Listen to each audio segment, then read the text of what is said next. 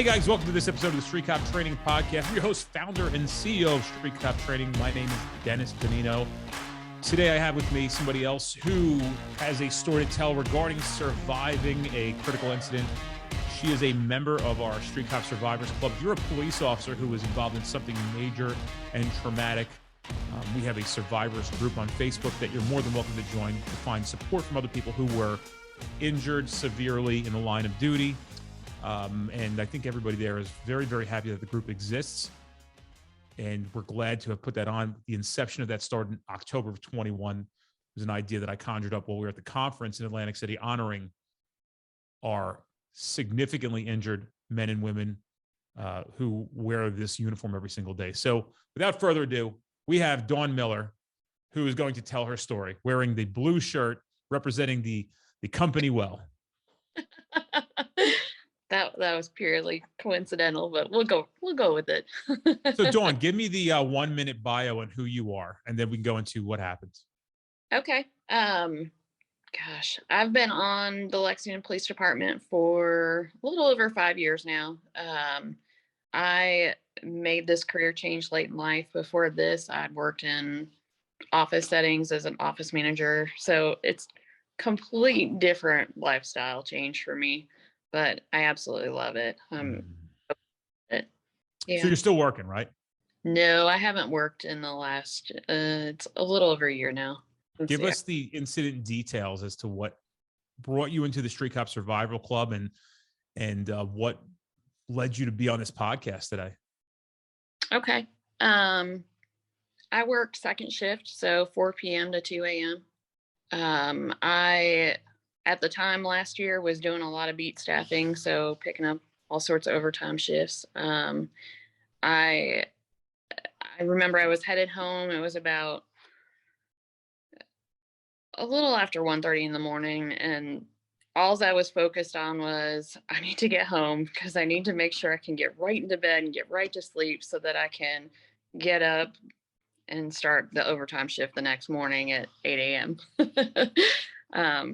So unbeknownst to me, there started coming in about 136 calls of a wrong way driver on a limited access highway we have here, New Circle Road.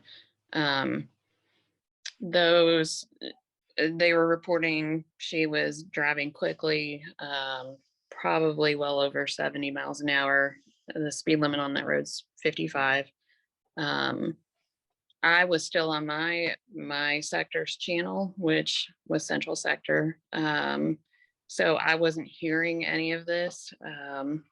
And pretty much what I remember is seeing headlights coming at me and immediately thinking, is that my side or the other side?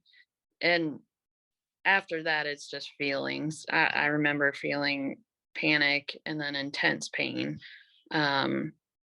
They later figured out that the last couple seconds I did apply the brakes. So I was not going the speed limit. I'll be blatantly honest, because I was ready to go home. So I managed to drop my speed by 20 miles an hour at least. But we struck. It wasn't directly head on. It was, and that's probably part of what saved me, was it was more driver side to driver side. So was that the wrong way driver that yes. struck you? Yeah. And you had no idea. So I'm assuming that in Lexington, everybody's working on different sector radio channels because of the amount of call volume and officers you guys must have in the field, right? You would just have too much radio confusion on. Is there any time where they cross over and give 100% broadcast on all 4 channels? I don't believe so. I didn't hear it, at least if they did. But I think I was just too keyed into it's go home time. I need to go home. Yeah. And yeah, were you just like overworked and exhausted from having to work all this overtime? Well, I didn't have to work the overtime. I was choosing to. I'd bought a new house a couple years ago, so I was wanting to do all these upgrades to it. So I was trying to work all the overtime I could to make that extra money to get some projects done. So it was absolutely not the department at all. That was totally me. Yeah. So after the crash occurred, then what happened? Tell me about the aftermath of that. Okay. I, so a lot of what the information I have is gleaned from everyone else because I don't remember most of it. Um, I do remember they would tell me, you said this or you said that. And then once they said that, I'd be like, oh, I remember saying that. Like, I remember saying, get me out over and over and over Were again. you pinned? Yeah. My legs were basically just smashed in. It was, yeah, I couldn't move at all. I also had lots of police and fire later telling me if it'd been any other officer, anybody any bigger, that they wouldn't have survived that. Wow. So it was it was difficult. That they got the other driver out and took her to the hospital. She started coding on the way to the hospital, and Oh. then I think by the time they got her into surgery, she didn't make it, so she passed away. Was she It intoxicated? she Yes, she had alcohol, benzos, cocaine, Xanax. Um, she wasn't feeling a whole lot, I'd say. Um, Mm-hmm. there So wrong way driver, 1:36 in the morning, comes down, kills herself, but smashes into you. Yes, sir. What was the medical procedures? You were obviously cut out of the car. Were you driven or flown to a trauma center? It took them, they said it took them over 30 minutes to cut me out of the car. They had to Wow. cut off all the doors. They one of the the awesome thing is one of our first officers that was on scene is an army, I believe, army medic. So he immediately started doing all of that stuff before fire even made it there. Um, they said he rode with me in the ambulance. He said he was the one that started the IV on me in the ambulance. Wow. So Did you they were, know him? I'm sure I've met him, but he worked a different sector, so I didn't know him. Mm-hmm. But I had, gosh, as far as injuries, so I, because of how it crushed in on me, it broke the right tibia and fibula and shattered that ankle. Other ones on the right forearm and wrist. My left pelvis was broken, Jesus Christ. where they said, and I'm assuming it's because I'm kind of weird in that I drive with 2 feet. I've always been like that. So I'm assuming, That's the type of person that when I'm driving with them, I want to kill you. I don't know why I do it. It's just I ever had a since. kid that I used to work with, this guy, Chris, great guy. And he used to drive 2 feet. And I was the more senior guy. And we used to have a good, rapport together. And I would say to him, like, we'd be at the red lights and I could hear him revving the engine and then letting off the brake. And I'm like, I'm going to fucking kill you. Like you are driving me crazy with the yeah, like, going back and forth. But anyway, go ahead. Okay, well, I'm not that driver. I'm most people wouldn't be able to tell unless I actually Okay. told.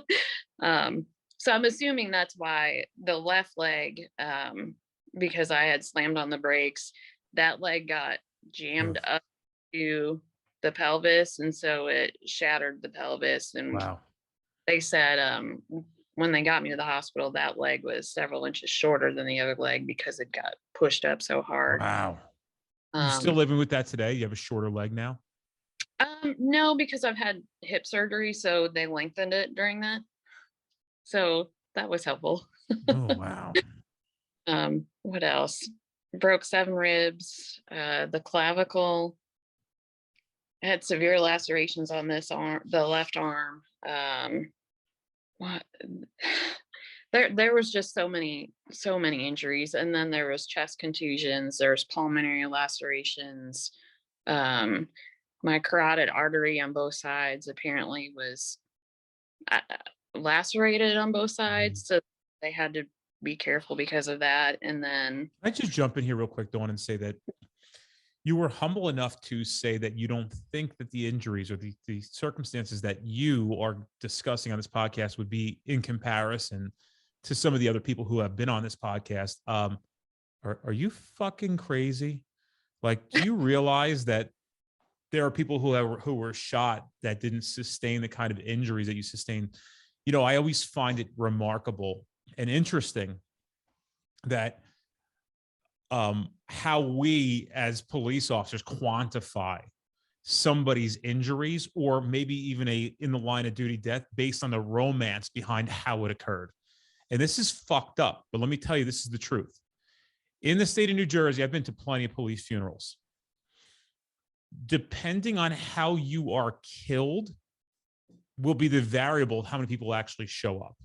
Isn't that fucking crazy? I'm not Really. making that up. People will equate this gun battle to being this romantic, and they'll honor. And then, like, if there's a significant crash, I'm telling you, it's half the crowd. Right. And like, why is one more, significant than the other? I've always said that. I don't get why.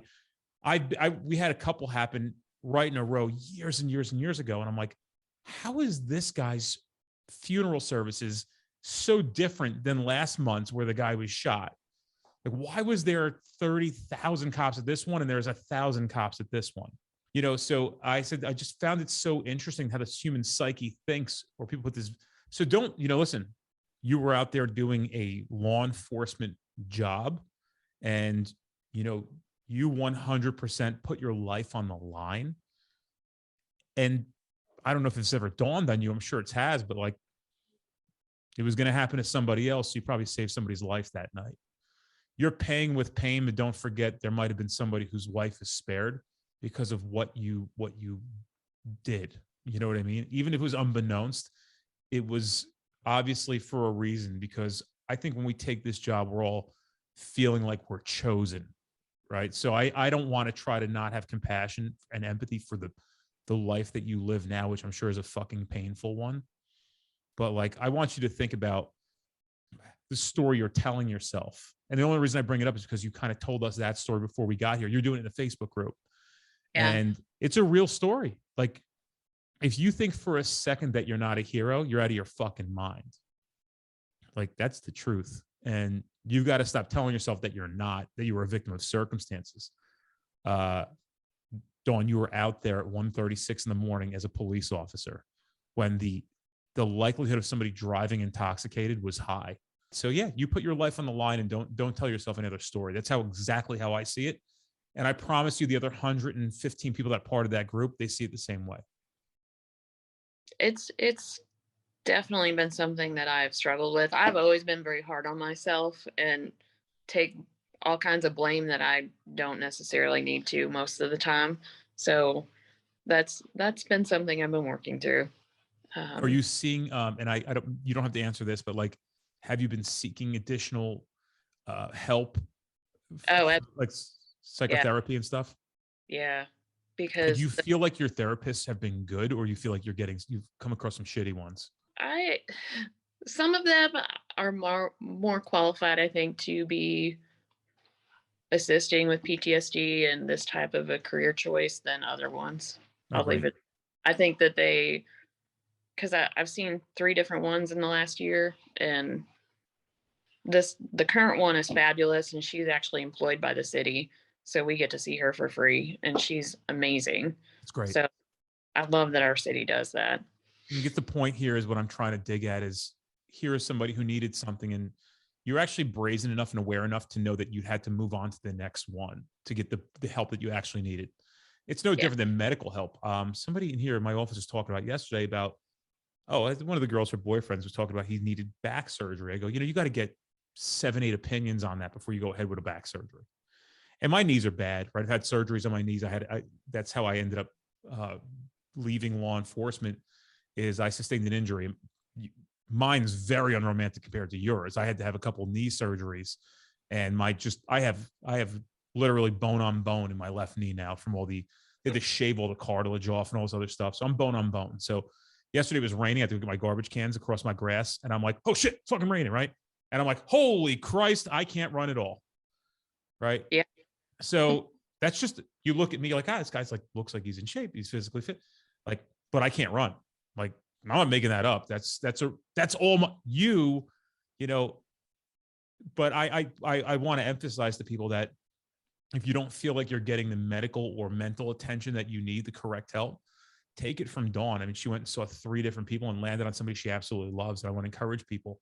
So we take a point from this and do it with that. But anyway, I don't want to interrupt your story anymore. I'm very captivated by it. I'd like to hear about the rest of it. And, you know, what was rehab like? How long were you in the hospital for? Oh gosh. So I was in the hospital. They took me, we've got a trauma hospital here in Lexington. So they took me right there. Didn't we talk later on, you and I?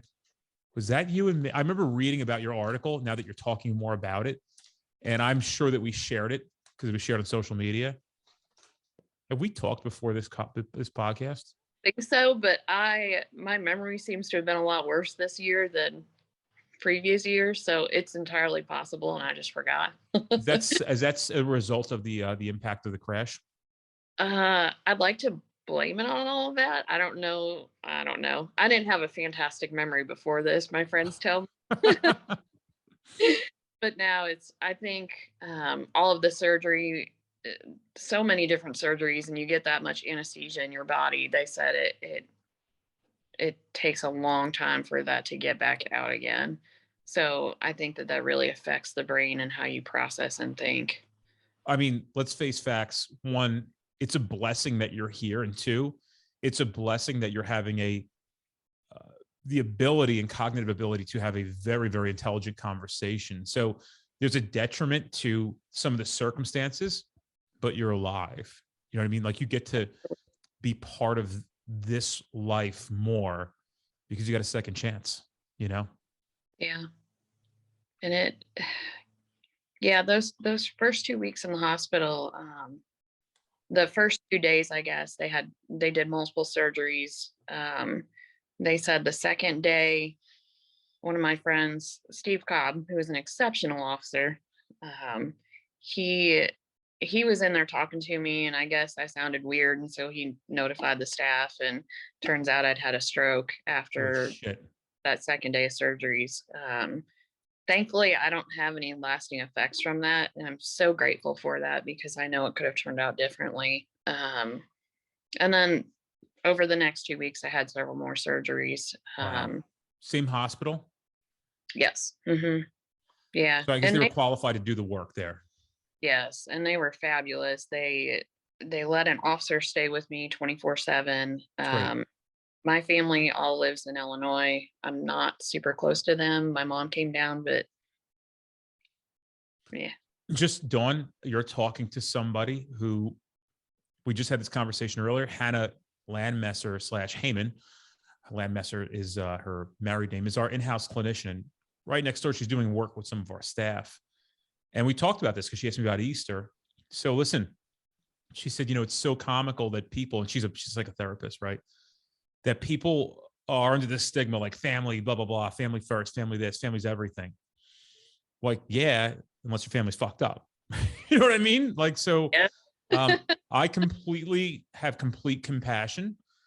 Over the past couple years of my life, I have lived much of this, of what you're saying. And you don't have to try to explain to me that, because I know what it's like to say to somebody like, yeah, I know it sounds weird, but I'm not close with my family, right? Sure, it sounds weird to most people because people have good relationships with their family, but there are people out there who, how about this? Just thank God for great friends. You know what I mean?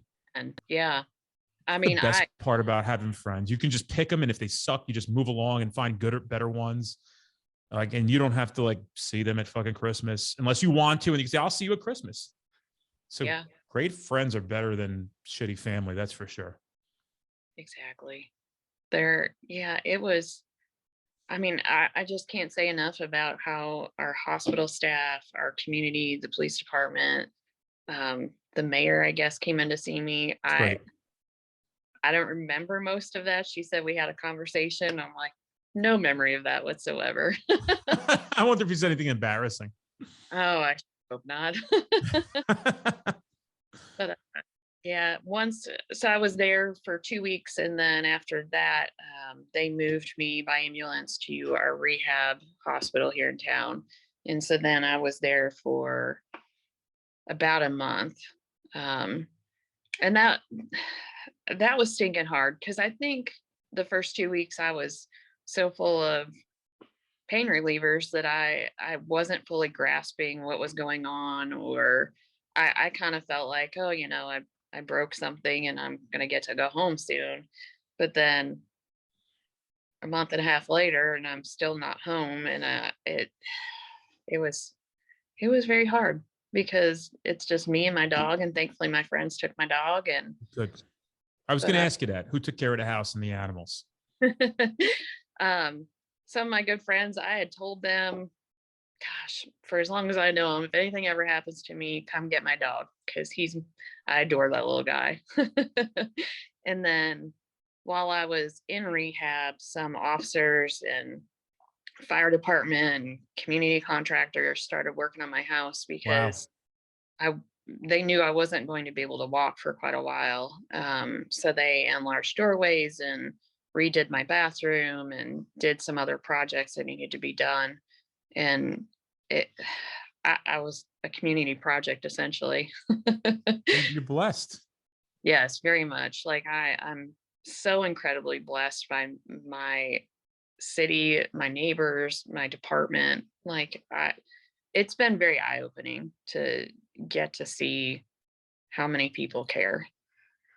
It's a common theme we hear from a lot of people who've been through something very traumatic, especially in the course of their duties. So, it's a reminder to everybody that there are a lot more people that love the police and care about you as a human being than there are that don't.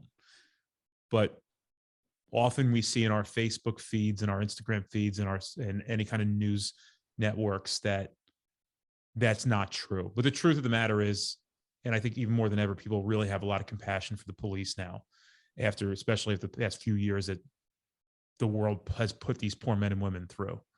So Absolutely. I'm very happy, and it solidifies my position on what I believe for me to hear that story from you. So fast forward, when did you actually get to go home?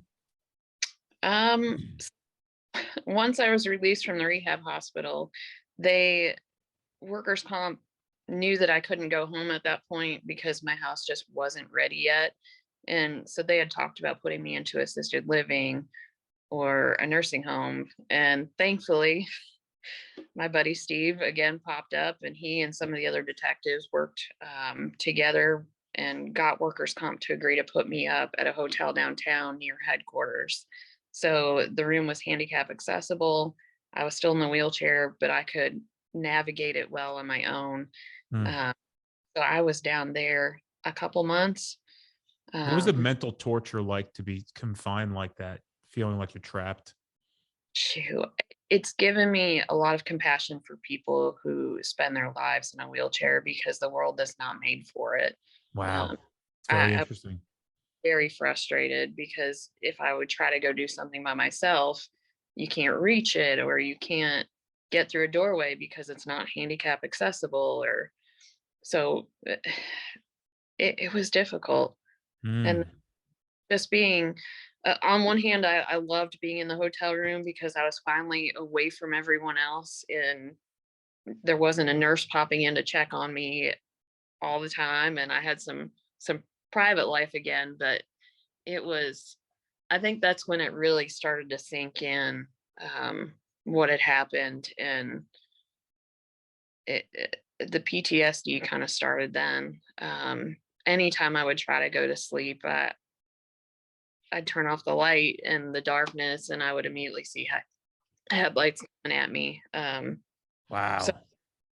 it It's it real. was, yeah, yeah, it was excruciating for quite a while.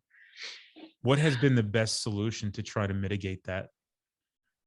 Um, I I started antidepressants. I've got exceptional friends that checked in on me constantly, that could kind of read my moods and see what was going on, and would push me if they needed to push me, and would back off if they needed to.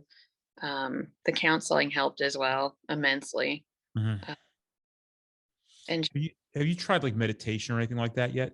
I've started meditating. I've started using Noom as well to keep track of food and eat healthier and lose a little weight, and just I'm trying to do whatever I can to live a healthier, more wholesome life so that I'm happier long term.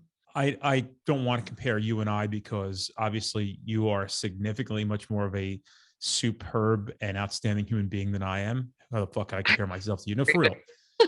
Um, but I recently, for the first time ever, started actually understanding food, and it's a book that I'm going to share. It's called Two Meals a Day by Mark Sissom. Um, and it was this simple change that I made where I'm like, 40 years, nobody told me this. I'm getting prepped meals and I'm getting brown rice in them. And I'm like, why is nothing changing? So one thing that I've done that I'll pass along to you, maybe it'll help you, is no sugars, no processed foods and meats, or minimally processed meats, but no like lunch meats or anything like that. And no carbohydrates. Mm, So yeah, but it's not as difficult as you think it is because it's almost feels like a keto type of thing, but yeah. you can eat, like, if you like steaks and stuff, like fatty steaks are real good. And I got to tell you, one of the girls in the office here is doing the same thing with me. And she's like, we were talking yesterday. She goes, she's 21. She's like, I've never felt better in my life. The energy that I have, like how I feel, like self-consciously. So it's a really good book. I'll have to check that out. It's cool. And like, I don't know if you like eggs, but like eggs are a big part of the diet. You can do a lot of things with eggs. Like I'll make an egg omelet but I won't put like bacon in it. Bacon's obviously processed meats. And a lot of these decisions come from, I have three friends, one who has finished a bout with cancer, colon cancer, and two other ones who are constantly in treatment, and they're younger than I am. And they have colon cancer. And my one friend has told me that she believes it was due to processed meats. So I pass that along, not to terrify people, to people who want to get healthy. Hearing some of this stuff, it's amazing what the simple fixes are. And if you actually Google Mark Sissom, he's 71 now, and he looks like he's 51. That's Like the amazing. guy's shredded. Like he's way better looking than all of us. And he's 71. Like he's got like a 12 pack. It's wild. And he said his life changed at 47 when he gave up grains, or he stopped eating any kind of all this brown rice and all this shit. This is not good stuff for you. It's really Yeah. bad for you, actually. Yeah. So it's making us sick. So you might actually feel like um, that these fatty foods that essentially, we go back to this kind of survivors. I don't know what they call it, like a meat eating diet. I don't know if you're a vegetarian or anything like that, but it Mm-mm. acts like a lubricant for all these and like anti-inflammatory. I guess as essentially when you're that injured, you've got to consider anti-inflammatory types of foods, make yourself feel better. Maybe I'm stepping out of bounds. I don't fucking know. No. I will take all the help I can get. Check that book out. It's Two Meals a Day by Mark Sissom. You could follow him on Instagram. And I Okay. don't know the guy. Maybe one day I'll get to say hello and take a picture with him. But I found the book to be one of the most helpful books, and I read books nonstop that I've come across, because I'm like, I can't believe it took me 40 years and nobody ever told me. Like, and it sounds so silly. Like, you didn't know you shouldn't do that. Like, no, I fucking didn't know I can't eat a roll with dinner. I didn't know I shouldn't be eating bacon. What'd you say? They're so delicious though. But once you get into it, like, you'll actually find yourself, you think that's bad. You're in Louisville. Were you at Louisville, Kentucky, you said? Lexington. And I'm Lexington, like, Kentucky. Like, the pizza here is unbelievable. ugh. But I've actually controlled myself where I'm like, I see it. I know what it's going to make me feel like if I eat it, and I just ignore it, because Yeah. I'm just feeling so good. I don't want to disrupt that at all. But there are a Yeah. lot of cool hacks that you will find in a book like that that'll make you feel better. Then again, it's not just a conversation for you and I. I'm saying this because we do have all these people that subscribe to this podcast, and maybe it's valuable for them as well. Absolutely. Yeah. What does life look like for you now? What kind of continued pain are you in? Things like that. Well, once I was finally able to come home, I was I believe at that point I was using a walker to get around. I basically had to learn how to walk all over again My because God. both sides of the body were messed up. Um, but that was, and that's something I will never ever take for granted again, being able to walk. I mean, just to stand up and move by yourself, it's incredible. Um, so I came home, started working on getting my house back in order again. I ended up falling in my garage at one point. Shit. Broke another bone in my hand. Whoa. I was just like, no, no, I didn't. That didn't happen. Oh shit, Dawn. um, so, and then at that point, the more I was working, I was doing PT, going twice a week, and then doing it on my own several times a day. But my hip just kind of, it got to a point where it was doing really well, and then it started to deteriorate again. Jesus. And like you said, I went and got a second opinion. It was November 1st, I got a steroid shot in the hip, and then November 2nd, my trauma surgeon said, you're probably going to need a hip replacement. And I saw a hip specialist right after him, and he was like, yeah, you'll need a full replacement. But You got to get one. oh, I've gotten it. It's fabulous. Oh, good for you. Yeah, it was a life changer because it was bone on bone grinding before every time. Jesus. People don't realize how much that fucking sucks. Oh, it's awful. Mhm. That, I mean, the next day when I got up after that hip surgery, they had me walking down the hall and I was like, it's gone. That pain is gone. Wow, good for So you. that was glorious. Just Man, there's glorious. got to be a lot of credit given to you, somebody who is essentially by yourself with just some friends helping you and going through this. What a difficult, like, good for fucking you. You know what I mean? Like, good for you. Like, don't ever discount the resiliency that's built into your soul. And you know, it's very impressive, just so you know. Well, thank you. I mean, Badass. I couldn't have done it without all these other people supporting me and encouraging me. You probably could have because you're just that kind of person. I don't know. Sometimes I get in my feelings, and that's where my friends have to be like, you need to suck it up right now and push on. And you're doing a great job. I think you've learned a lot, and I think you're a great example for probably a lot of people. I sure hope so. There's no question about it. So there's these blessing in disguise out of these traumatic incidents, and I think you being the example, you even taken the time to come on this podcast and tell us your story. This may resonate with somebody. We hear this all the time. I heard her when it happened to me. I knew what my journey was going to be because Dawn talked about it in that one podcast episode. It's important stuff. I For hope so. you're sharing this stuff for sure. I mean, uh,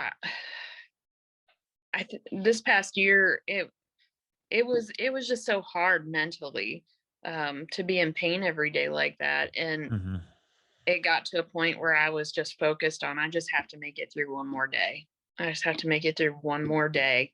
And I kind of kept that mindset going, plus counseling and all these other things to help. But that kind of is really what saw me through, is you just have to keep at it. You can't just quit. Yeah. Listen, I say to people all the time, like, life has different stories for everybody. They got this thing called life has different rules for everybody. Different things are going to happen. But one thing is, if you live a life, you are never going to be absolved from experiencing the shittiest stuff that life's going to throw at you. And sometimes the answer is just one foot in front of the other. Just make it to the room, make it to the bathroom. You're done with the bathroom, make it here. You got to go do this, go do that. Just one thing in front of the other. And I got to tell you, I've been through things. I think nobody has not been through things. People sometimes look at what we're doing as a company or me, and think that I don't have problems. I got a million problems like everybody else. Like, Yeah, I don't get a everybody. fucking free pass because of what? Because we're building a good company that's changing law enforcement and we have success. Like, what do you think? My fucking problems go out the window? No, they're 20 times more problems now. You know, that's how it is. So people, everybody's got them. One thing I wanted to say before was we have a woman coming on next week. who I actually learned meditation from. She wrote a book called Stress Less, Accomplish More. Her name's Emily Fletcher. And I think if you wanted to get into her online Ziva meditation program, the reason I promote her is because I know 2.5 years ago, she was giving it for free to law enforcement. If she's not anymore, I don't know if she is. We'll find out next week when we have her on. I'm sure that she would 100% say to you, hey, I would love for you to have it. Yeah. So check out Ziva meditation. Okay. Because I believe in what she does. I've been meditating for about 2.5 years now. And it is one of those things that has really had impact on my anxiety. And I don't have a lot of anxiety, but like things that would typically, maybe even excitement, right? Like I'm going out, I'm getting somewhere. I've been waiting for 3 weeks to go here. It doesn't do anything to my body anymore. I can acknowledge it in my brain, but there's no heart racing or anything like that because of this constant meditation practice. That's fantastic. Yeah. People say, how long does it take before you start seeing impact on meditation practice? Like anything else, man, diet, exercise, you got to stick to it. Yeah. Got to make it a priority in your day. So I do the first thing when I wake up every morning is I meditate. First thing. I started using it. Well, I started using an app to kind of teach me how to do it because I was just struggling to sleep. So that did help significantly. And like I've just started driving again, and that gives me a lot of anxiety just because I feel like everybody wants to hit me. Yeah. I can't even imagine, Dawn, Well, yeah, but I did like before I drove yesterday, I did some meditation because I knew that I was just a ball of anxiety getting in that vehicle again. If you get back with me next week, I'm going to ask her that question if she's still doing that. So if she's on podcast, Frankie, what day is she on a podcast? Monday the 25th. She'll be on. So this Monday. Just DM me. You know where to find me because I'm in the group, right? Just DM me and say, or you have Frank, whatever. You have our phone numbers. We're always a resource for you, whatever we can do for you. Yeah. And I'll mention it to her about what is she doing now. I don't want to say that she's still doing it and she's not. And then like she's a wonderful woman, very, very impactful on the world. There's no question about it. I'm very excited to have her on the podcast, but I can't emphasize that it is a tremendous help. And actually some of the things that I've been put through over the past 16 months of my life, which are very, very difficult to experience. Had I not been meditating, I might have been very, very different in how I reacted to a lot of things that happened in my life. Yeah. So really important stuff. As a matter of fact, you can even go on YouTube when we get off of here and put in Ziva meditation and you'll get to meet Emily on her videos. And she's just an enchanting person. I'll do that. I'll look her up. Yeah. You got the book, you got the meditating. I have a couple more questions before I let you go. What are things that you have to continue to deal with now that you didn't have to before, currently at this point in your life, that has changed? Um, Other than the 90 things you already named, is there anything that you just like are like, fuck, right? Like, what? Like, this is so annoying. So in group settings, I tend to like to stay to the back. I'm not usually the main speaker or the person who wants to be the center of attention. And this, everybody here knows what happened. It was all over the news. It was all over social media.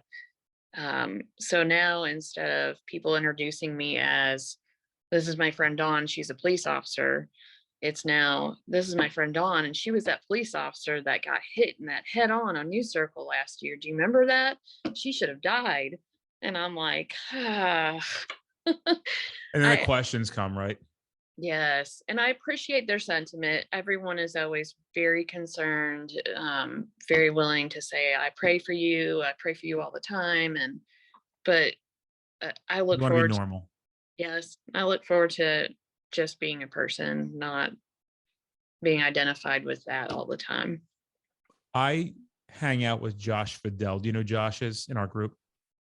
No, sir. Okay. So Josh was shot in the head in Atlantic City during a botched armed robbery. And I do this to him. I'm going to stop doing this to him because I the reason I do it is because I feel like he should be acknowledged. Like we'll go somewhere, it's like a police event, and people are like, "Oh my god, it's fucking Benino!" Like, "Holy shit, can I get a picture with you?" And I'm like, "You realize this dude over here got shot in the fucking head, right?" And like, if you want a picture of anybody, this is the guy who you. And he works at the company now. He's a full-time job here. I love him to death. He's my pal. He's completely out of his fucking mind, and I guess mean that hypothetically and literally speaking. Um, when he's not here, I miss him, but I do that to him a lot. I'm like, "Hey, it's Josh Fidel," like the guy. I'm like, "Who?" And I'm like, boy, the irony of him not being acknowledged constantly for his sacrifice. He got run through a lot and lost half his fucking brain.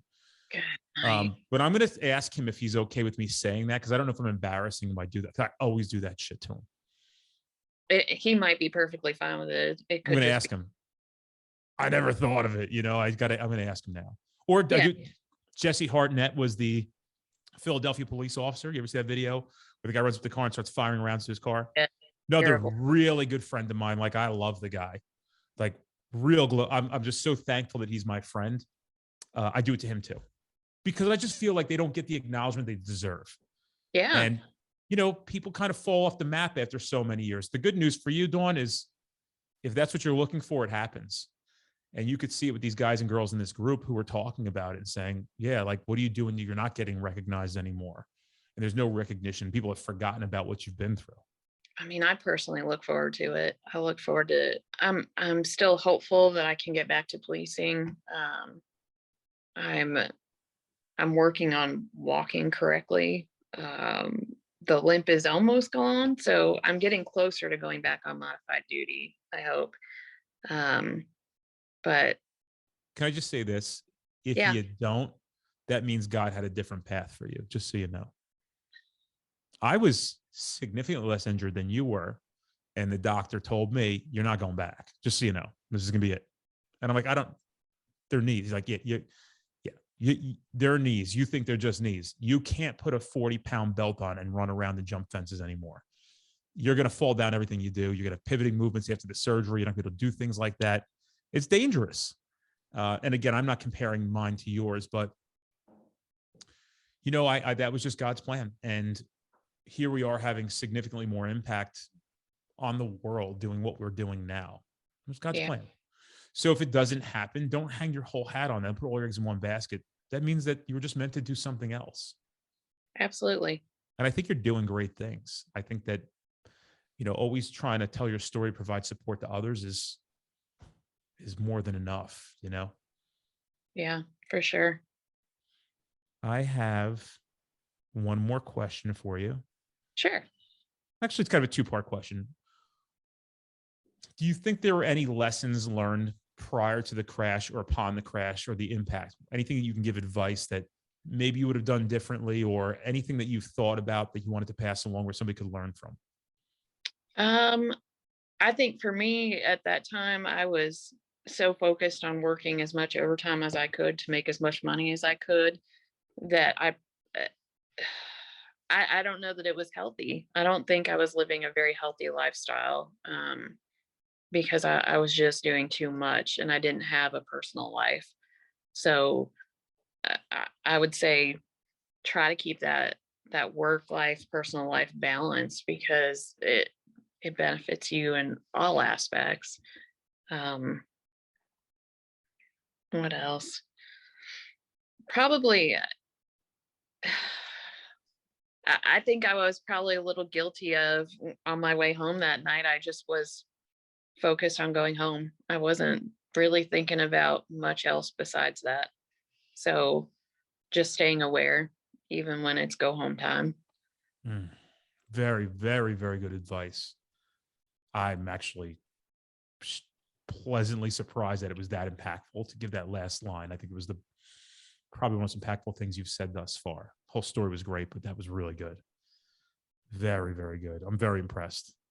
And the last one I have for you is, how do you like being a part of the Facebook group? Has it helped you at all? I'm not talking about the one for all of us, but I'm saying the Street Cop Survivors Club. Yeah, that's been wonderful. I think it's so important to get connected when you've been through something traumatic, to get connected with other people who have also been through traumatic events. Because a quote unquote regular person just can't understand. And so to be part of a group where they have all been through something and they're all officers as well, so they get both aspects of it, it's hugely beneficial. Mm. That's good. I'm glad. I just wanted to make sure that your feedback was good. And I asked that not to fish for compliments because it's associated with our company. It wasn't meant to be a marketing tool. It was meant for police officers like yourself to find other people who have been through the same thing that you've been through. And that feedback, even though I'm not in there a lot, because there's a few reasons. One major one is I feel like I'm an imposer and I'm almost acting like I feel like I don't belong there, even though I know a lot of you guys come and or people in the group will say like, what do you think we should do with this? Would love to help. And I try to jump in and give a comment if I can to try to help people, just because I've dug up so much information between all the people that I've interviewed and met Yeah, that maybe pass that along. But I don't want to feel like an imposter in there. And but I'm glad that you guys are finding value, and hopefully we can continue to do great things. And we'll be calling upon you some point for your help. I promise you that, because we're already absolutely. talking about creating a massive army of people who can help others. I'm down for that. I I like fucking know you are, Dawn. how I'm going to hold you to that. yes, Well, sir. listen, how far is Lexington, Kentucky from Nashville, Tennessee? About 3.5 hours, not too Okay, far. so you're going to come to the conference. It'll be on us. I'll cover your room for the week. We'll honor you with an award because that's what we do. Oh, you don't And need no, we want to though. Like that's what we do. We always bring 30 police officers in who we feel like deserve to be recognized for the significance of the craziness that they have gone through in the line of duty.